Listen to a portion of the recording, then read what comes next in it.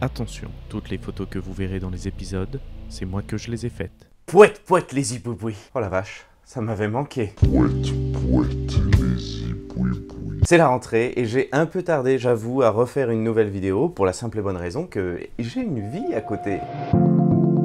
Mais aujourd'hui, je reviens très fort pour répondre à la question qui vous brûle tous les lèvres. Comment bien réussir son sac de voyage? Je prends les affaires dont j'ai besoin, je prends mon sac, hop, je glisse les affaires dedans et le tour est joué. J'espère que ce tuto vous a plu. Mais c'est tout pourri. Voyagez si vous pouvez et pouette, pouette, les zibouibouis. Non, fais pas ça, s'il te plaît.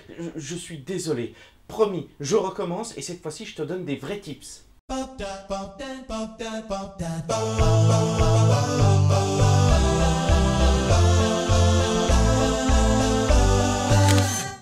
Dans la vie, il existe deux catégories de voyageurs, ceux qui ont une valise à roulettes et ceux qui ont un sac à dos. Alors aujourd'hui, on va laisser tomber la valise à roulettes et on va se concentrer sur le sac à dos, parce que je trouve que ça fait plus aventurier. Moi je trouve que ça fait pauvre. Tu m'avais pas manqué, toi. Je vais vous donner des informations pour un voyage de 3 semaines dans un pays qui peut passer de 10 degrés à 30 degrés. D'abord, il faut bien choisir son sac et sa contenance. Le saviez-vous? La contenance d'un sac se calcule en litres, pour la simple et bonne raison qu'à l'origine, les vêtements étaient liquides, et donc... C'est faux. Tu dis de la merde. Je sais, mais c'est que j'ai pas trouvé l'info. C'est peut-être que tu ne sais pas chercher. Tu as regardé où? Sur Google?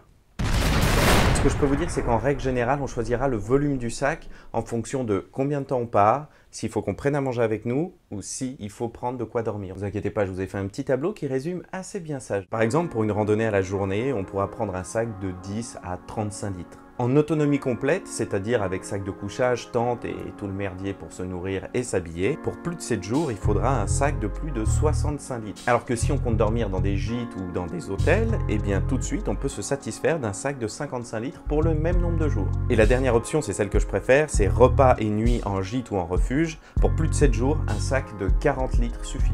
Oui, on peut faire rentrer 7 jours là-dedans. Et si vraiment vous avez envie, vous pouvez toujours prendre un 70 litres et garder l'espace en plus pour ramener des petits souvenirs. Moi j'avoue, je préfère prendre un sac qui peut passer en bagage cabine parce que je flippe toujours pour mon matos. Oh, précieux. Maintenant, il faut se poser la question, mais qu'est-ce qu'on met dedans? Alors on y va? On se la pose tous ensemble? Mais qu'est-ce qu'on met dedans? Très bonne question. C'est déjà galère de faire son sac quand on n'a que des fringues à prendre, alors imaginez un peu quand il faut prendre tout le matos photo avec. Il faut trouver l'équilibre parfait. Première étape, je place au sol tout ce que j'aimerais emporter. Tadam! Une fois qu'on a tout rassemblé... Casquette et lunettes, c'est important de se protéger du soleil. Un blender? Parce qu'on oublie trop souvent combien c'est difficile d'avoir un bon smoothie en voyage. Un bon lit? Parce que c'est important le sommeil. Je me fatigue. Quoi?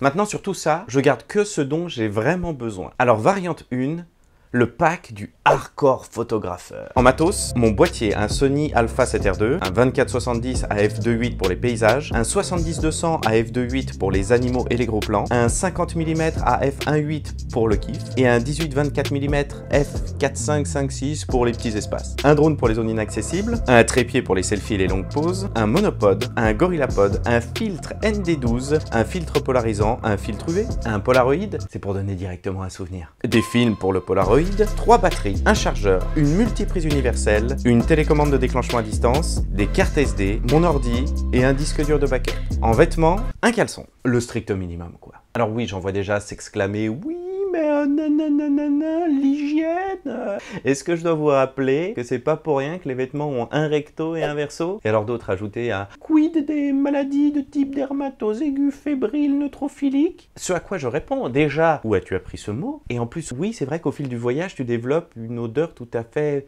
personnelle. Mais ça a l'avantage d'éloigner les touristes et donc ça t'offre un champ photographique beaucoup plus large. Et c'est vrai qu'à part l'odeur, il y a quand même un inconvénient de poids, c'est le poids.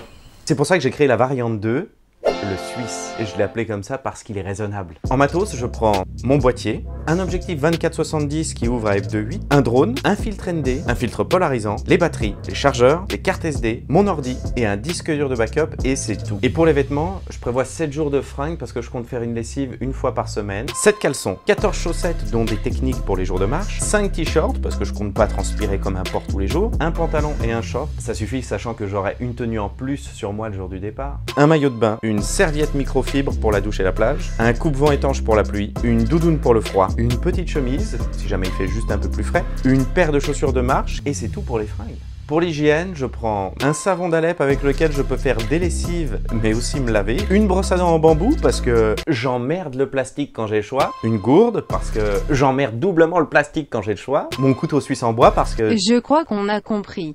Oui. Une lampe frontale, ça peut toujours servir, autant pour s'éclairer que pour les photos. Un dentifrice fait maison qui peut me servir aussi de déo, parce que c'est exactement la même recette. Et pour finir, très important, la trousse de premiers soins que j'adapte vraiment en fonction du pays. Du paracétamol, un anti-cacamou, des pansements, du désinfectant et des pastilles pour n'importe quelle eau dégueulasse potable. Alors attention, le goût reste dégueulasse, mais au moins vous pouvez survivre et ça c'est cool. Alors maintenant c'est bien gentil, mais comment on fait tenir tout ça dans ce petit sac? Laissez-moi vous parler de la technique extraordinaire du Ranger Packing. Faut que je travaille mon accent. Le saviez-vous?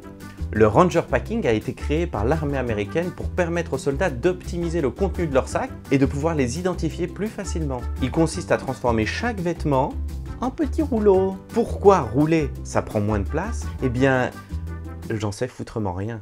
Mais ça marche. Pour un t-shirt, on fait un ourlet sur la partie basse, on le plie pour qu'il ait la largeur la plus adéquate en faisant attention aux coutures pour ne pas avoir de faux plis. Et on roule. À la fin, il ne reste plus qu'à utiliser le petit ourlet comme une poche pour fermer le rouleau. Alors vous pouvez le faire pour les pantalons, les sous-vêtements et même les chaussettes. Regardez, c'est si petit et si mignon. À partir de là, il ne reste plus qu'à remplir votre sac. Pensez à mettre en bas tout ce que vous allez quasiment jamais utiliser ou très rarement utiliser. Mettez au centre ce qui est lourd et ce qui est fragile. Ça vous permet de le protéger et aussi d'éviter de décaler votre centre de gravité. Et dessus, tout ce dont vous pouvez avoir besoin à n'importe quel moment, comme un petit kawaii, une petite doudoune ou une petite chemisette pour avoir l'air cool. J'espère que cette vidéo vous aura été utile. Si jamais vous avez des questions, n'hésitez pas à le mettre en commentaire. Si vous avez envie que je développe des choses, n'hésitez pas à le dire en commentaire. Si vous avez envie de mettre des commentaires, n'hésitez pas à le dire en commentaire. Pour le reste, vous connaissez la musique. Merci à tous. Voyagez si vous pouvez et pouette pouette les zibouboui. Abonne-toi sinon. C'est pas très cool pour l'artiste qui fait tout ce travail gratuitement pour toi alors que tu as rien demandé. Ingrat.